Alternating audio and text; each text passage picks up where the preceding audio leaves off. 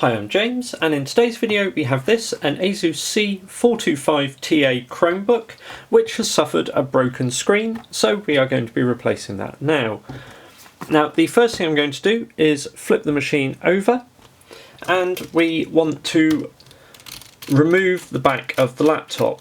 It isn't actually necessary to detach the whole lid of the machine to do this replacement, but what I'm going to do, because this machine has a habit of switching on quite unexpectedly, for example when you open the lid, or it's very easy to just inadvertently power it on with the power button, I don't want to risk doing this with the battery connected. So what I'm going to do is open things up, disconnect the battery, and then do the screen, as for the sake of a minute or so it's just worth doing this. So we have the exposed screws on the base. These at the front are slightly shorter than the ones further back.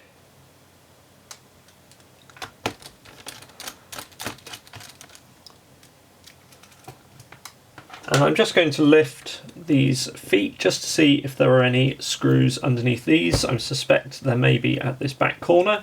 So using my pry tool, and yeah, we have additional screws here. So we're going to get the pry tool in under these rubber feet and remove the two black screws from the corner.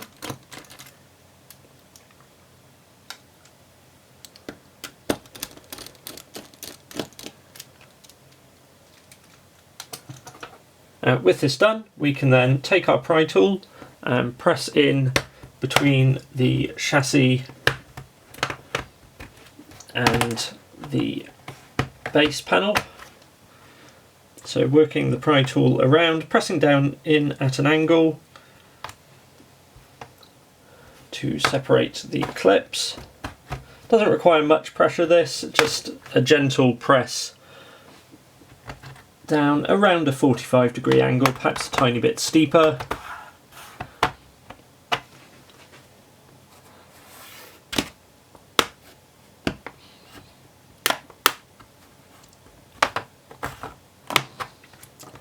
And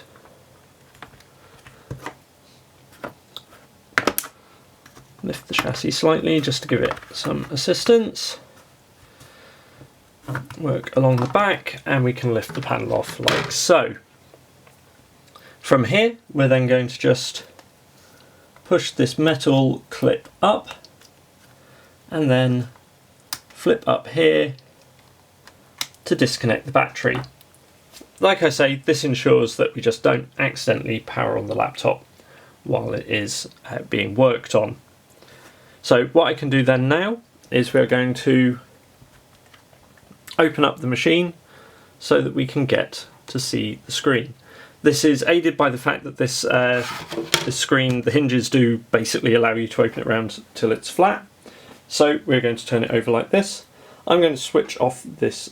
From here, because we don't need to be too careful about this screen because it already has a crack in it, but we're going to take our pry tool and we're going to press in along the edges of this bezel on each side. And this should lift up reasonably easily. So along the edges and then along the top so that we can detach the bezel.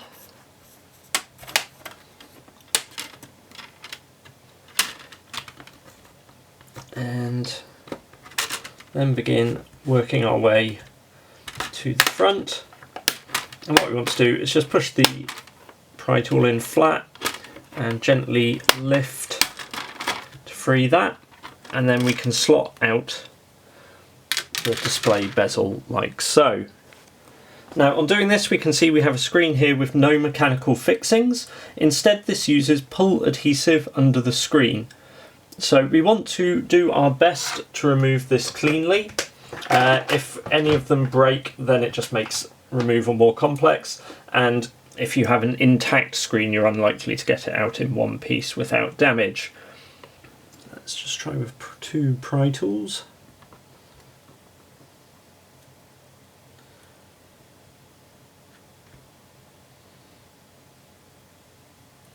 So what we want to do is just get this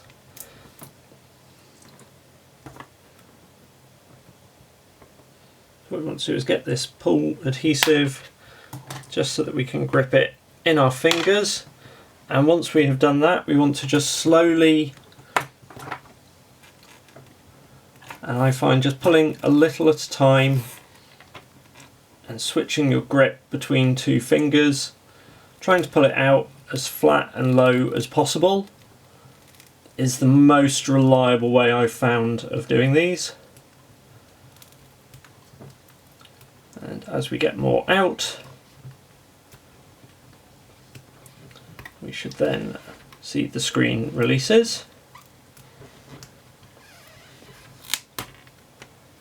So the first of those is removed.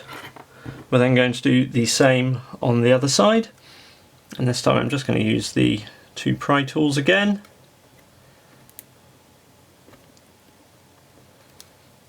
So we want to pull the tab up and out.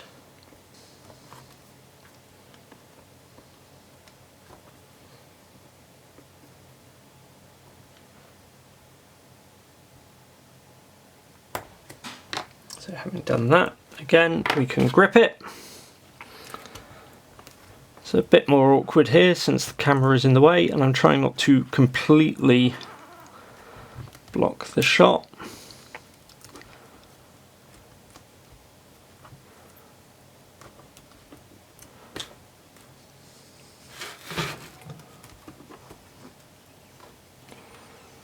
But same as on the other side, we just need to ease this out.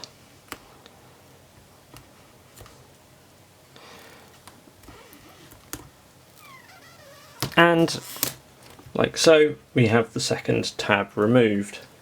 With that done, we're then going to just get our tool in underneath just to help lift the screen up and flip it forward so that we can access the EDP connector here. What we then need to do is peel off this little plastic strip which helps keep the EDP connector in place.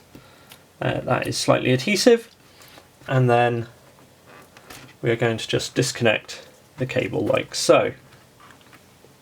For refitting the screen, I wasn't able to source the original pull tabs, so we're just going to be using a 3M double-sided adhesive. This does have the disadvantage of you don't have that pull release, so if you need to do a future screen replacement, you are going to have to lever it off the adhesive. But that shouldn't be a major problem. Unfortunately, just the supplier that I normally use for the pull tab adhesives didn't have any stock at the moment, and I didn't want to delay the repair for weeks waiting for that to come in. So we have our first piece here. Our second piece goes in on the other end. And we then want to take our replacement panel.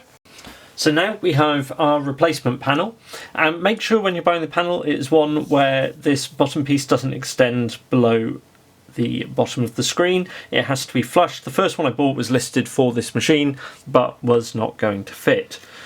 And what we need to do is take our connector and we are going to plug it into the new panel and then tuck the plastic back up onto that. We are then going to remove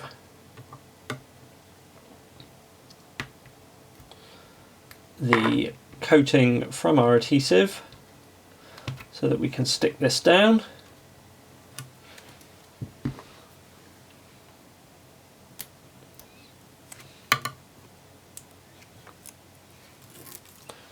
And this panel fits quite snugly into the frame.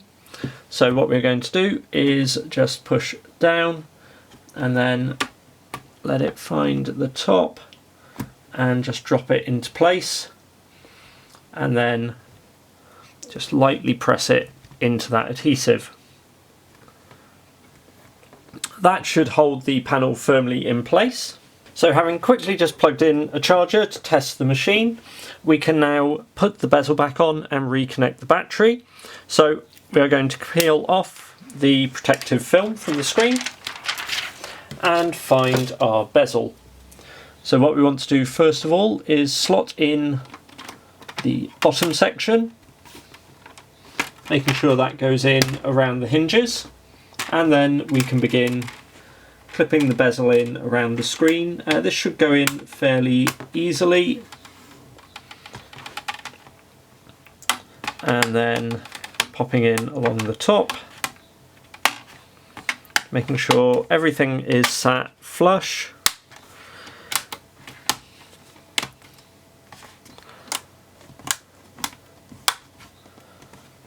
And then making sure all of these lower ones are also in place.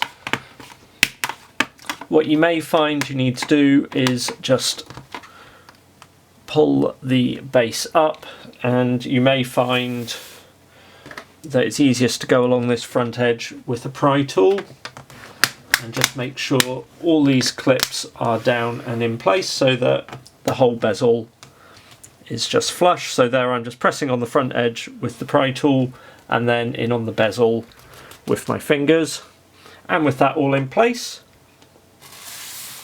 we can then find our battery connector and refit that, pushing the little metal clasp down to ensure it is firmly held. And all that is left to do now is to refit the base, and we are done. So we can press our base into place,